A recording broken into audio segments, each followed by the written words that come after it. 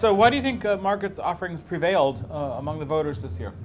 I still think we prevailed in a number of ways because we are a very innovative company and we're looking at new ways of managing different things around, for example, corporate actions or from the vendor perspective. And I think with the corporate action point of view, we have a very unique solution. We're really going from the very beginning of the announcement when you're looking at the data sources and providing data about the corporate action right through to the final distribution of the event and the output and the results of the event. And that's a unique offering that other organizations offer parts of it, but we really offer it from an end-to-end perspective. So when Markit brought on or acquired Information Mosaic, we really brought on a full end-to-end solution for the corporate action perspective, and that's really helped us to incorporate new clients and bring on new clients as well.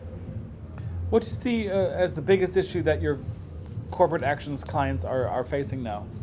A lot of it's risk. A lot of it's around managing the process around the corporate action. So looking at what they're doing, what are the impacts of the event, how it's impacting on the underlying securities, how it's impacting on the underlying clients. There's a lot of risk as corporate actions become more complex. So be able to manage that and be able to identify where issues arise and be able to manage that more from an issue perspective rather than managing it something that goes straight through, then they're really looking at from being able to manage that point of view and then helping them to dissolve the issues that are around and manage that risk.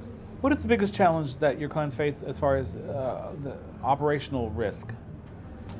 Certainly, I mean, the big challenges they have is the process. So managing the information that comes through on the corporate action, managing the information that comes through about vendors, managing the information that comes through about any information that results from impacting the security. So when they're doing that, they're trying to understand what's the impact to my underlying clients, what the impact to my underlying clients' positions, and what are the results from that impact. And if they can't calculate that correctly, that could end up in them resulting in losses. So really helping them to make sure they're making that correct calculations, calculating the information at the right time, so they're not going through a process where they're trying to regroup and get the information after the fact. It's really making sure that it happens before the fact, and they know that what they're giving the client at the end of the day is the right result and the right information about their underlying holdings. Markit, made a lot of news in 2015. What should we be watching for from Markit during the rest of this year and during 2017? I think certainly, I mean, there's obviously a lot of changes happening within Markit. Certainly from the financial services perspective, there's a couple of key things that we're looking at. As I mentioned earlier, we are a very innovative company.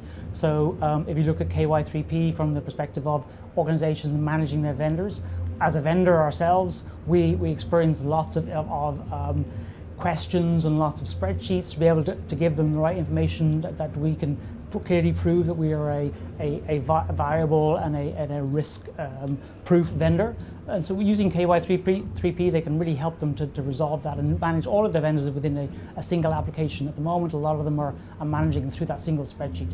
And then as an organization, we're always continuing to look at what new innovations, what new products are out there, what's happening within the industry from blockchain perspective. So we are looking at how we can support that as a new venture within the industry. So there are always new things that we want to make sure that we're somewhat ahead of the game in those areas.